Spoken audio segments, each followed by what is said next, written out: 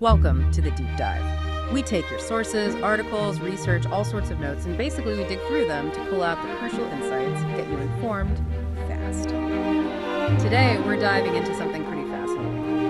The ever-changing and frankly audacious world of South Park's political satire, specifically how they've tackled Donald Trump over the years. Yeah, we've got quite a pile of stuff today. Everything from, recent news about the latest season to more academic takes on the earlier stuff, even comments from Parker and Stone themselves and some actors.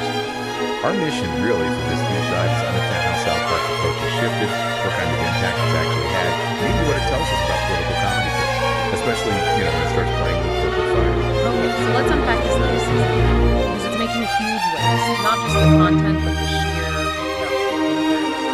Season 27 kicked off with Sermon on the Mount, and wow, they really weren't pulling any punches. No kidding. It's got President Trump and had the same you mentioned the sources point to a hyper-realistic portrayal of Trump.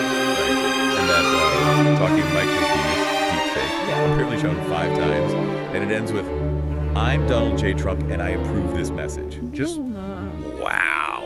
And the plot itself, it weaves together Cartman being upset about NPR funding, people in South Park protesting Trump, and even Jesus.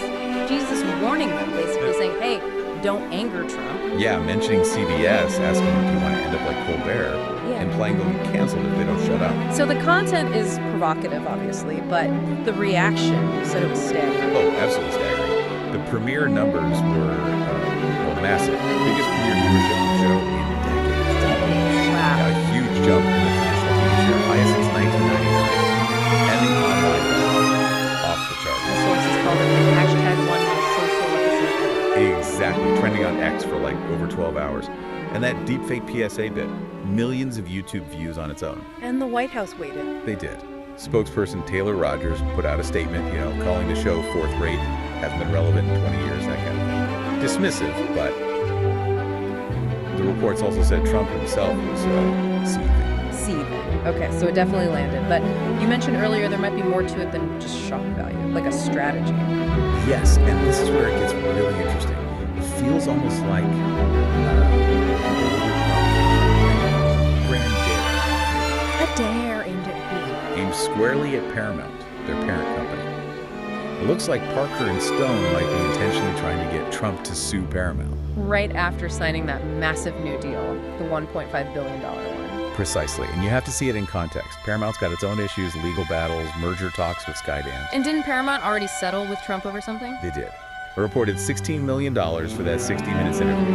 And Skydance, the company they might merge with, is supposedly planning to give Trump $20 million in ad. Plus, there's that whole narrative, true or not, that Colbert show got canceled to appease Trump, so South Park comes out swinging.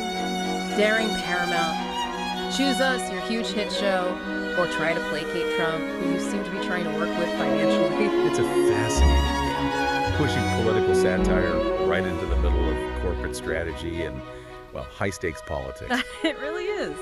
Is that common, do you think? Comedy getting tangled up in boardroom decisions like this, or is South Park just being South Park? Which brings us to the actual portrayal in the season. We called it Trump is saying. Yeah, the sources dub it that. Apparently the fourth distinct version.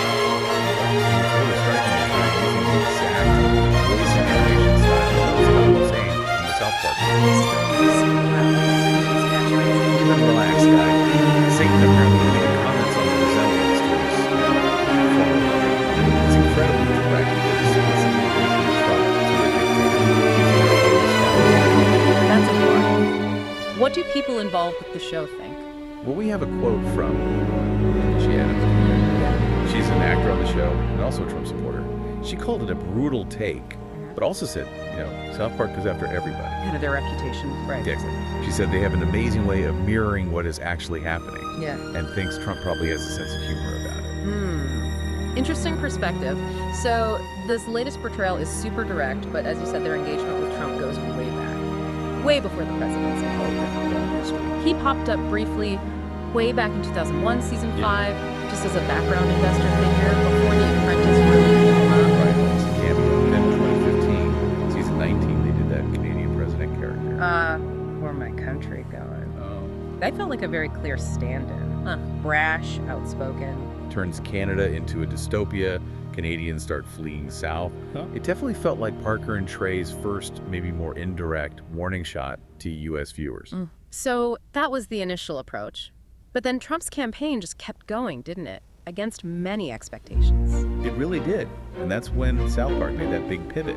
They shifted to using Mr. Garrison. An existing character. Their fourth grade teacher with a complicated past. Extremely complicated. And he basically became this avatar, this puppet almost, for Trump's political persona and ideas. And the satire during that campaign arc was pretty sharp. Garrison himself admitting he knows him. Oh, completely clueless. The quote is something like, "I may not understand politics or immigration policies or the law, or basic ideological concepts."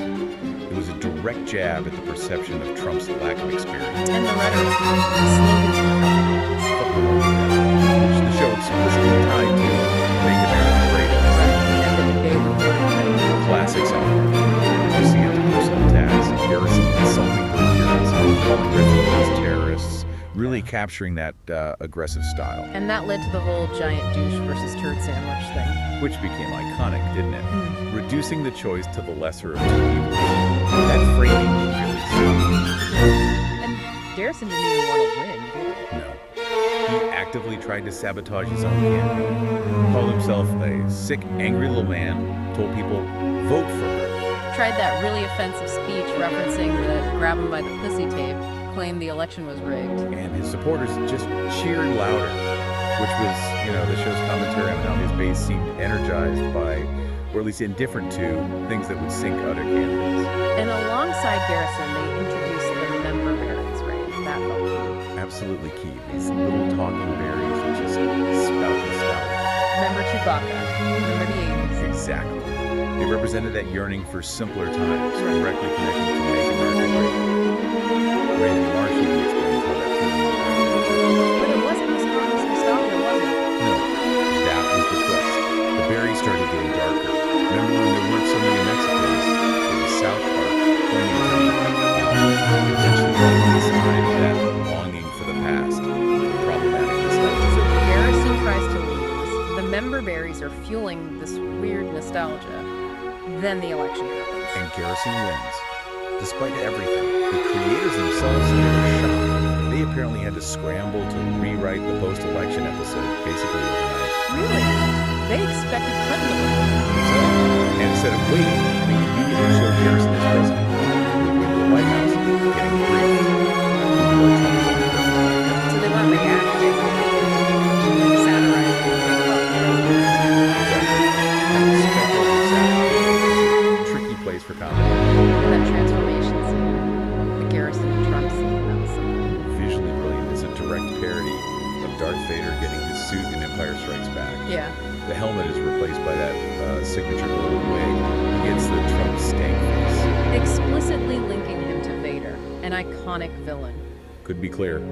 And his actions as president-elect in the show, pure petty revenge, demanding PC principals submit to him, hinting at sexual acts, And totally bored by actual governing. dismisses the Pentagon's complex problems, but gets super excited about the nuclear football. Love me some football, he says.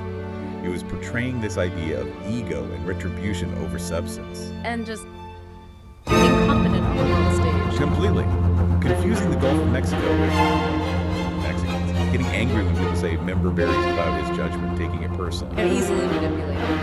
Characters like Mr. Slade or Kyle could apparently get him to bomb Denmark by insulting people in Russian. Satire. And they didn't just focus on Garrison Trump, right? They widened the lens.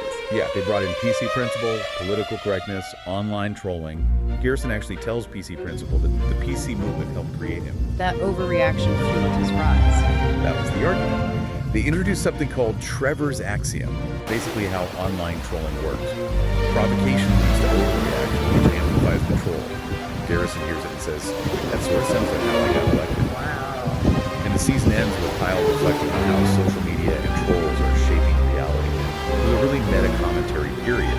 But as the creators noted, trying to predict things sometimes meant satire wasn't quite landing with the immediacy of real-time events. So we've traced this whole evolution from indirect warnings to Garrison as an avatar to the predictive phase, and now this from saying direct provocation, it's quite a journey. And it is. South Park is constantly adapting, using deepfakes, Star Wars references, those member berries, whatever tool fits the moment to make their satirical point. Yeah, this deep dive really shows how the show doesn't just mirror what's happening, but actively tries to make you think about why it's happening. Nostalgia, trolling, media corporations. Exactly. Reflects anxieties, but also looks at the mechanisms themselves. It's become more than just commentary. It's almost participatory in its provocations now, especially with this Paramount situation. Which leads to that final thought for you, our listener, to maybe chew on. Given these extreme reactions, record ratings, this corporate dare, what does it signal for political comedy's future? When satire gets this intentionally provocative, this blurred with real-world corporate fights, where does it go next?